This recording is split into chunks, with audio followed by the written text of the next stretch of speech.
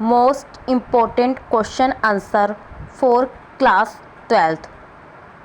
ये 1 वर्ड के question answer हैं जो 12th क्लास में 20 नंबर के आते हैं स्टार्टिंग में, और ये बोर्ड एग्ज़ाम के लिए बहुत मोस्ट इम्पोर्टेंट क्वेश्चन आंसर हैं, जैसे एग्जामिनर पूछता आया है।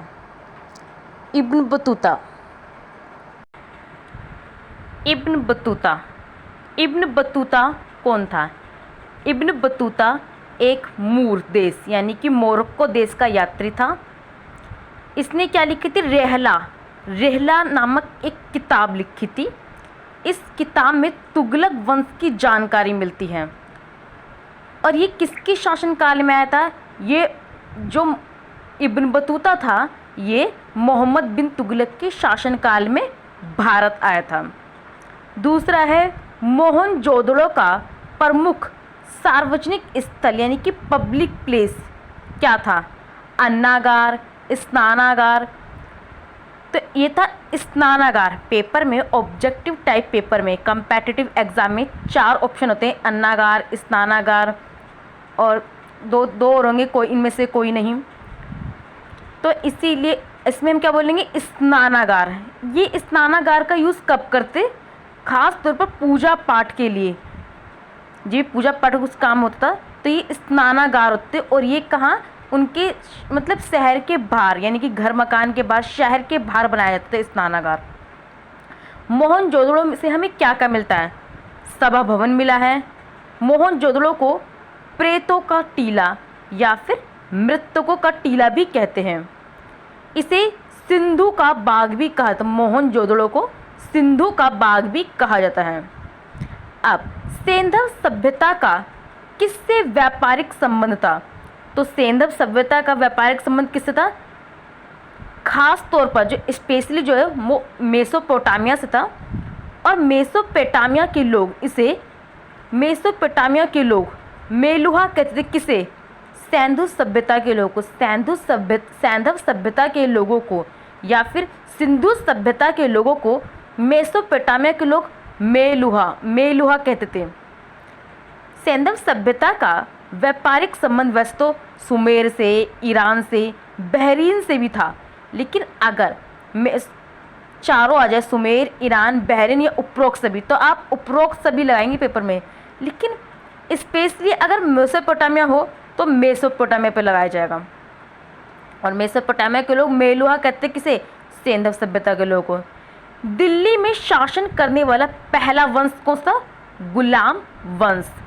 तो दिल्ली में शासन करने वाला पहला वंश गुलाम वंश। और इस गुलाम वंश का संस्थापक कौन था? इसकी नींव किसने डाली थी? इसने डाली थी कुतुबुद्दीन ऐबक। ठीक है, ये पहला मुस्लिम शासक था कुतुबुद्दीन ऐबक। और इसने एक कुव्वत नाम से एक मस्जिद भी बनवाई थी, जो कि पहली मस्जिद थी। ठीक है, पहली मस्जिद भारत में पहली मस्जिद थी कुव्वत-ए। ठीक है, कुतुबुद्दीन के नाम से उसने कुव्वत नाम से एक मस्जिद बनाई थी। और इस कुतुबुद्दीन ऐबक को पील बख्श, लाख बख्श, कुरान खवा, सिपा सालार, इसके कई सारे नाम थे। अकबर और शेर शाह सूरी के बीच व्यक्ति यानी कि कॉमन व्यक्ति होता, जो अकबर के टाइम पे भी था, समकालीन था, शेर शाह के टाइम पे भी था। कौन था? टोडरमल। किस मुगल बादशाह ने बलबन द्वारा शुरू किया गया दरबारी रिवाज? अकबर मतलब किस मुगल बादशाह ने बलबन द्वारा शुरू किया गया दरबारी रिवाज सिजदा समाप्त कर दिया था? भाई बलबन ने एक दरबारी रिवाज शुरू किया था, सिजदा। इसे किसने समाप्त किया था? इसे समाप्त किया था शाहजहां ने। और शाहजहां ने इस सिजदा रिवाज को समाप्त करके क्या शुरू करा था? चहार तस्लीम प्रथा। तो अगर आ जाए कि शाहजहां ने कौन सा रिवाज शुरू किया था, तो चहार तस्लीम प्रथा, बलबन का सिजदा रिवाज खत्म करके। अब जहांगीर के समय कौन आया था? जहांगीर के समय आए थे सर थॉमस रो और 1608 में विलियम हॉकिंस। औरंगजेब के समय कौन आया था? औरंगजेब के समय था मनुची।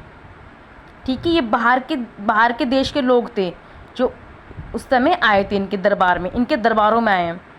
अब वास्तुकला यानी कि भवन निर्माण, आर्किटेक्चर, बिल्डिंग वगैरह बनाना, ये किसके समय में ज़्यादा था? ये था हमारा आर्किटेक्चर शाहजहाँ के समय। अब देखिए, अष्टदिग्गज किसे कहा जाता है? तो कृष्णदेव राय को। अगर आ जाए कि अष्टदिग्गज किसे कहा जाता है तो आप बोलेंगे कृष्णदेव राय। अब है अष्टप्रधान किसे कहा जाता है? तो शिवाजी। अष्टप्रधान किसे कहा जाता है? शिवाजी। नवरत्न इनकी 9 रत्नों की शुरुआत किसने की थी? चंद्रगुप्त द्वितीय ने। वे किस स्थान की खंडर विजयनगर की प्राचीन राजधानी का प्रतिनिधित्व करते हैं? हम्पी। तो किस स्थान की खंडर विजयनगर की प्राचीन राजधानी का प्रतिनिधित्व करते हैं? हम्पी। अब विजयनगर की स्थापना किसने की थी? विजयनगर की स्थापना हरियर और बुक्का नाम के ये 2 भाई थे। हरियर और बुक्का ने 1333 ईस्वी में मोहम्मद बिन तुगलक के समय दक्षिण भारत में स्थापना की थी। तो विजयनगर की स्थापना हरियर और बुक्का नाम के 2 भाइयों ने 1333 ईस्वी में मोहम्मद बिन तुगलक के समय दक्षिण भारत में स्थापना की। दिल्ली की मोती मस्जिद किसने बनाई थी? औरंगजेब ने। कहाँ पर है ये? लाल किला में। आगरा की मोती मस्जिद किसने बनवाई थी? शाहजहाँ ने। ये भी कहाँ है? लाल किले में। अब विजयनगर का पतन कैसे हुआ? विजयनगर का पतन 1565 ईस्वी में मच्छीवाड़ा के युद्ध या फिर ये कहें राक्षसी तांगड़ी के युद्ध में बहमनी साम्राज्य से सब कुछ हार गया। तो विजयनगर का पतन कब होता? 1565 ईस्वी में मच्छीवाड़ा के युद्ध या फिर इसे राक्षसी तांगड़ी के युद्ध में। अब है तैमूर के आक्रमण। तैमूर के आक्रमण के बाद भारत में किस वंश का राज्य स्थापित हुआ? ठीक है, तो तैमूर के बाद कौन सा वंश आया था? सैयद वंश। ठीक है, और इसकी स्थापना किसने की थी? खिज़्र खां ने। खिज़्र खां ने सैयद वंश की स्थापना की थी। और ये कब? तैमूर के आक्रमण के बाद भारत में किस वंश का राज्य स्थापित हुआ? सैयद वंश का। आप जानते भी होंगे कि सैफ अली खान के बेटे का नाम जब तैमूर रखा गया था तो उस पर बहुत विवाद भी हुआ था, सिर्फ इसी नाम की वजह से, क्योंकि तैमूर के आक्रमण के बाद तैमूर एक आक्रमणकारी था, उसने भारत पर आक्रमण किया था। भारत में किस वंश का राज्य स्थापित हुआ? सैयद वंश का हुआ। किसने किया? खिज़्र खां ने। इसको हम क्या कहते हैं? लंगड़ा शासक। ठीक है, तैमूर को हम लंगड़ा शासक भी कहते हैं और इसको हम उज्बेक शासक भी कहते हैं। तैमूर को उज्बेक शासक भी कहा जाता है। उज्बेक शासक क्यों? क्योंकि ये उज्बेकिस्तान का रहने वाला था। अब सैयद वंश कब तक रहा? सैयद वंश रहा था 1398 में आक्रमण 1414 तक तुगलक वंश चला। भाई 1398 में आक्रमण किया। ठीक है, खिज़्र खां ने 1398 में आक्रमण किया, 1414 तक तुगलक वंश चला। ठीक है, उसके बाद क्या आ गया? सैयद वंश। दिल्ली की राजगद्दी के अफगान शासक का कौन सा सही कालक्रम है? ठीक है, दिल्ली की राजगद्दी पर अफगान शासक का कौन सा सही कालक्रम है? तो ठीक है, कौन सा है? बहलोल लोदी। ठीक है, बहलोल लोदी, बहलोल खान लोदी आया सबसे पहले, उसके बाद सिकंदर शाह लोदी आया, फिर आया इब्राहिम लोदी। तो अफगान शासक में सबसे पहले बहलोल खान लोदी, सिकंदर शाह लोदी और इब्राहिम लोदी। अब है आगरा शहर की स्थापना किसने की थी? तो आगरा शहर की स्थापना की थी सिकंदर शाह लोदी ने। भूमि मापन के लिए गज ए सिकंदरी किसने चलाई? सिकंदर शाह ने। तो भूमि मापने के लिए गज ए सिकंदरी किसने चलाई? सिकंदर शाह ने। दिल्ली पर शासन करने का सही कालक्रम है। अब आपको इसको हिंट से याद करते हैं। जी के तुम सब ले लो, यानी कि जी के तुम सब ले लो। तो हम जी से क्या बना? गुलाम, के से खिलजी, त से तुगलक, से सईद, ला से लोधी। तो दिल्ली पर शासन करने का सही कालक्रम है जी के तुम सब ले लो, जी से गुलाम, के से खिलजी, ता से तुगलक, एस से सईद और एल से लोधी। आयुर्वेद किसका मूल कारण है? तो आयुर्वेद किसका मूल कारण है? अथर्ववेद, जिसे हम अथर्ववेद को हम क्या कहते हैं? देखिए 4 वेद होते हैं, ऋग्वेद, यजुर्वेद, अथर्ववेद, सामवेद। तो अथर्ववेद को हम गोपथ भी कहते हैं, श्रेष्ठ वेद भी कहते हैं और ब्रह्मवेद भी कहते हैं। भारतीय बिस्मार्क यानी कि लौह पुरुष किसे कहा था? सरदार पटेल को। कामराज योजना भारत आई थी 1966 ईस्वी में। तो कामराज योजना भारत कब आई? 1966 ईस्वी में। 10 राजाओं की लड़ाई, जिसे 10 राग युद्ध भी कहा जाता है, कहाँ लड़ी गई थी? 10 राजाओं की लड़ाई, ये 10 राग का युद्ध कहाँ लड़ा गया? रावी यानी कि परशुनी नदी के बराबर है।